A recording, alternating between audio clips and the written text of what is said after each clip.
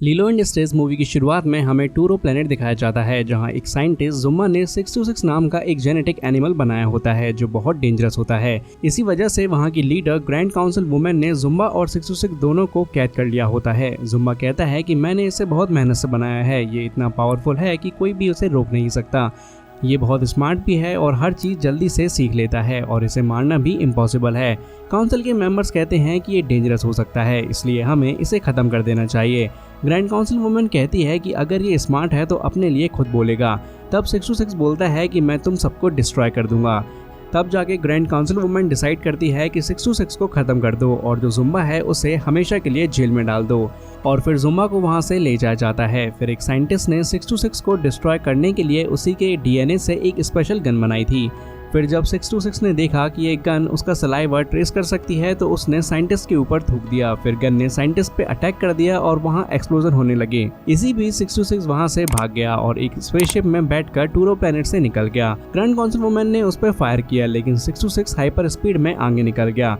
Grand council women ने track किया कि वो शिप अर्थ की तरफ जा रही है। उसने जुम्बा को बुलाया और बोला कि अगर तुम इसे वापस लेके आ सकते हो तो तुम्हारी सजा माफ कर दी जाएगी। लेकिन एक एलियन प्लीकी जो अर्थ पे नजर रखता था कहता है कि मैं भी जुम्बा के साथ जाऊंगा और हम एंश्योर करेंगे कि अर्थ के लोगों को हमारी एग्जिस्टेंस का पता ना चले। और फिर ग्रैंड काउंसिल वुमेन मान जाती है। दूसरी तरफ हमें अर्थ पे हवाई के एक टाउन में लीलो नाम की एक छोटी लड़की दिखाई जाती है जो पहले फिश को सैंडविच खिलाती है, फिर पानी से बाहर आके एक होटल के हॉट टब में एंजॉय करती है। बाद में वो कुछ एनिमल्स को फ्री कर देती है और स्कूल के फंक्शंस में लेट पहुंचती है। फिर स्कूल के एक इवेंट में लीलो ने अपने दोस्तों को एक फ्रेंडशिप बेल्ट बनाया जो उसने खुद बनाया था, लेकिन सब लड़कियों ने उसका मजाक उड़ाया और उसे वियर्ड बोला। इसके अलावा स्कूल में उसका कोई फ्रेंड भी नहीं था। तब लीलो ने नोटिस किया कि उसकी बहन नानी इवेंट में नहीं आई है, जिससे वो और भी ज़्यादा उदास हो गई।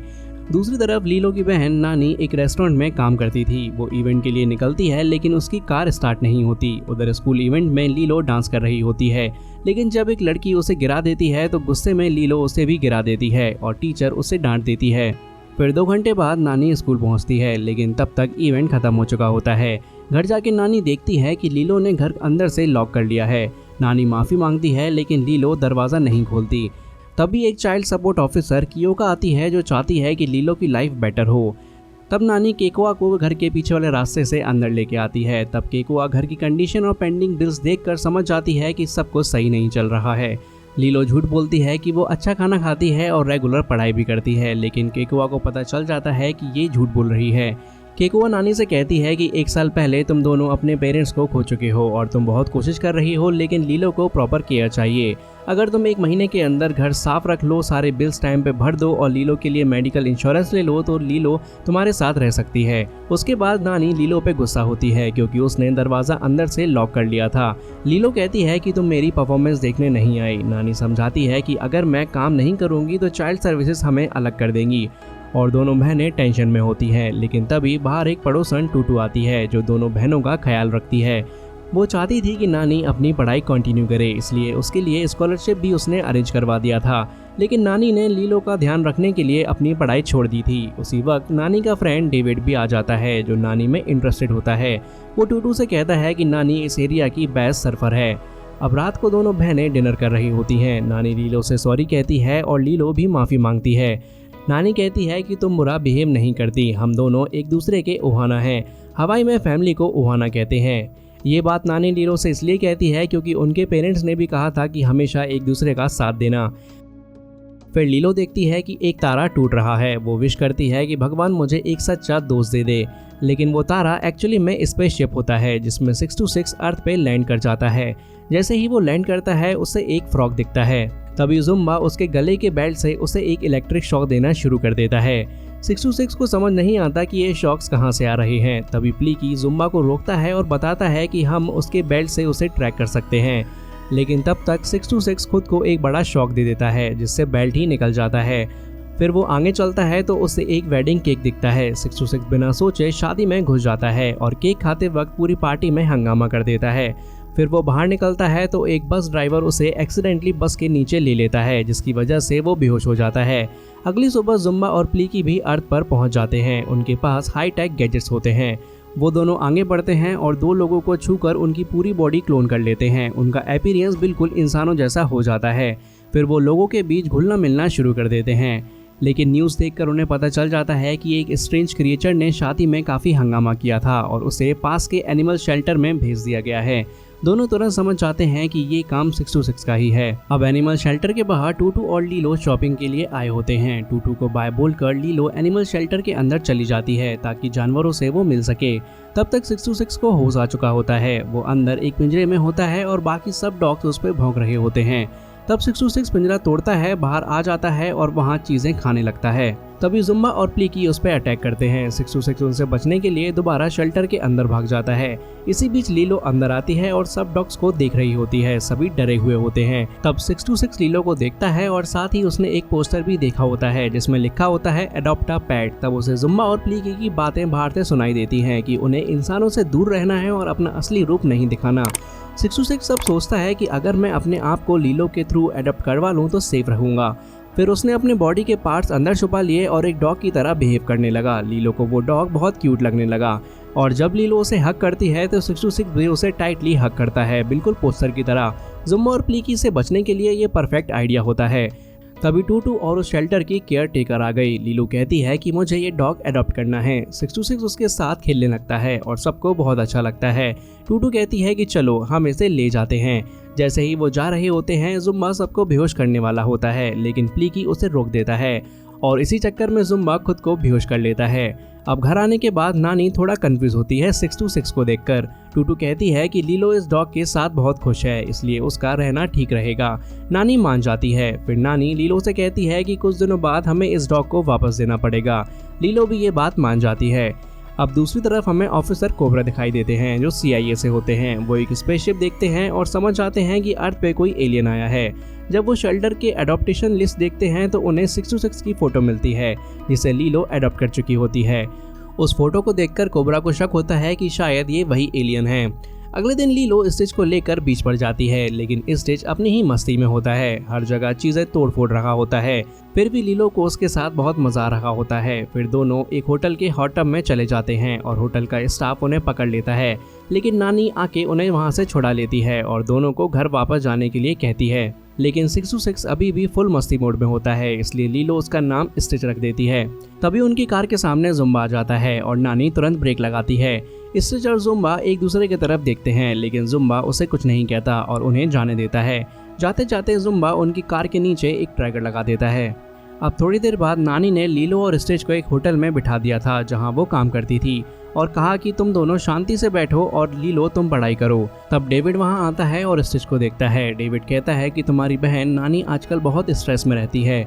लीलो कहती है कि वो तो हमेशा से ऐसे ही बिहेव करती है। इस बीच स्टिच फिर से मस्ती करने लगता है और लीलो भी उसके साथ खेलने लगती है। दोनों होटल में रात तक टाइम पास करते हैं।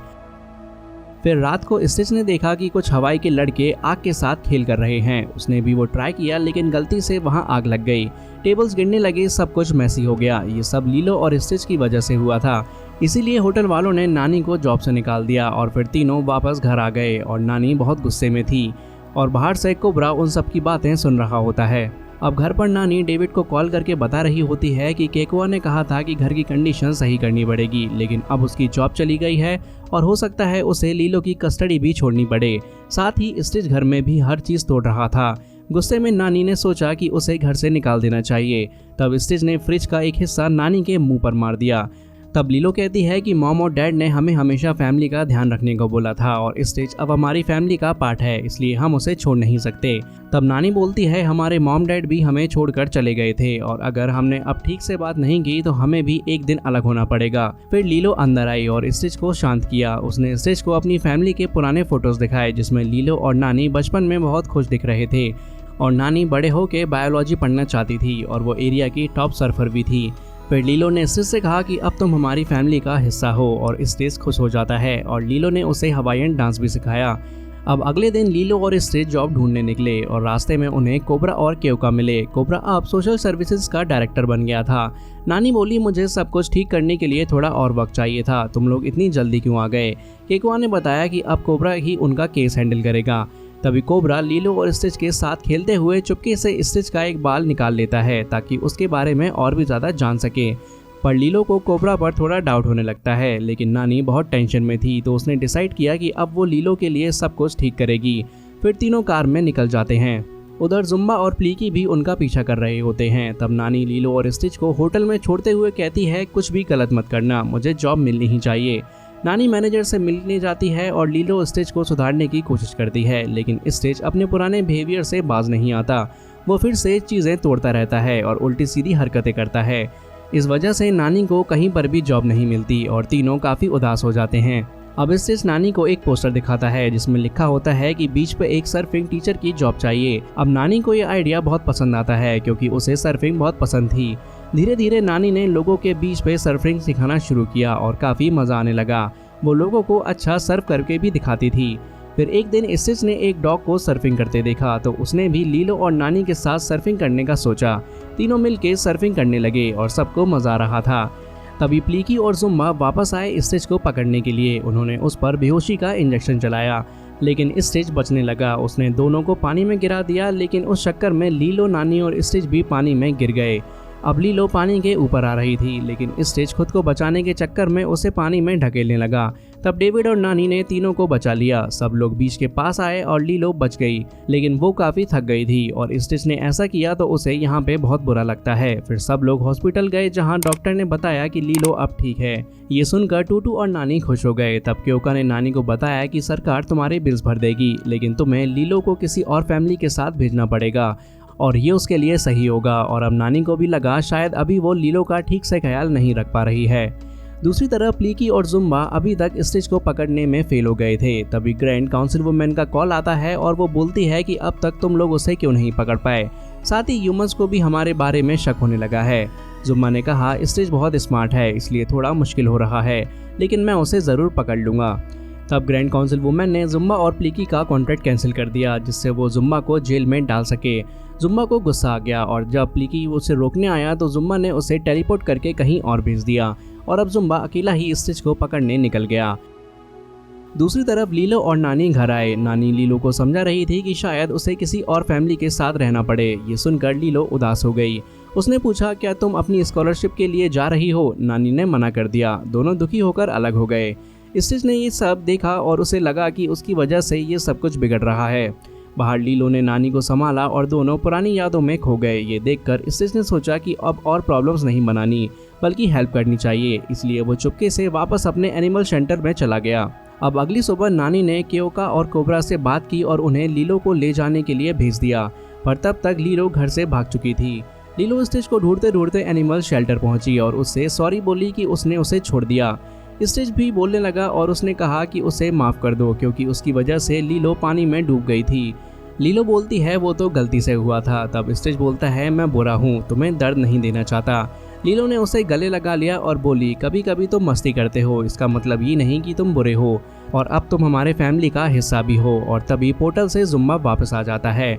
तब लीलो ने स्टिच को ले जाने से मना कर दिया। फिर स्टिच ने जुम्बा से गन ले ली और 2 पोर्टल खोल दिए। उसने जुम्बा को एक पोर्टल के अंदर गिरा दिया जिसमें वो नीचे गिरने लगा। उसके बाद लीलो और स्टिच वहां से भागकर घर की तरफ चले गए।